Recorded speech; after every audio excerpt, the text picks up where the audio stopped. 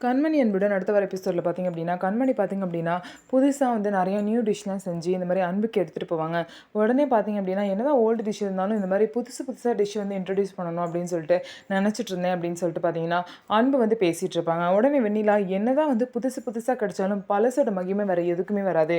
பழசோட அருமை தெரியாதவங்க தான் புதுசு தேடி போவாங்க அப்படின்னு சொல்லிட்டு அவங்களோட லவ் பத்தி பேசிட்டு இருக்காங்க. அப்புறம் பேசிட்டு இருக்கும்போதே வெண்ணிலா சொல்லுவாங்க, நான் வந்து ஃபுட்டுல மட்டும் சொல்லல, வாழ்க்கையில எல்லா விஷயத்துலயும் சொல்றேன். காதலா இருக்கட்டும், எல்லா விஷயத்துலயும் பழச விட்டுட்டு புதுசுக்கு போகக்கூடாது.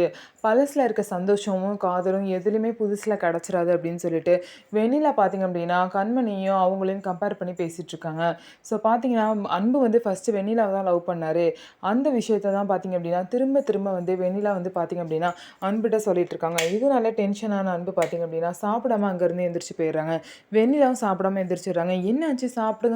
கண்மணி எவ்வளோ சொல்லியும், "இல்ல எனக்கு சாப்பிட மூடு இல்லன்னு" சொல்லிட்டு எந்திரிச்சு போயிடுறாங்க. வெண்ணிலா பேசினதெல்லாம் வச்சு அன்புக்கு வந்து டவுட் வந்துருச்சு. ஒருவேளை வெண்ணிலா வந்து நான் பேசின வீடியோவ பார்த்துருப்பாளோ அப்படின்னு சொல்லிட்டு டவுட் வந்துருச்சு. சரி எதுக்கும் நம்ம சேஃப்டிக்கு லேப்டாப்க்கு பாஸ்வேர்டு போட்டு வச்சுருவோம்ன்னு சொல்லிட்டு பாஸ்வேர்டு போறாங்க. அப்பதான் வெண்ணிலா பார்த்தீங்க அப்படின்னா, அன்புகிட்ட வந்து நான் அந்த வீடியோவ பார்த்துட்டேன்னு சொல்லிட்டு, எதுக்காக இப்படி வந்து என்னைய ஏமாத்துற அப்படின்லாம் சொல்லிட்டு அழுவுறாங்க. இத வந்து பார்த்தீங்கன்னா, வெண்ணிலா பேசினது எல்லாத்தையுமே கண்மணி வந்து கேட்டுடுறாங்க.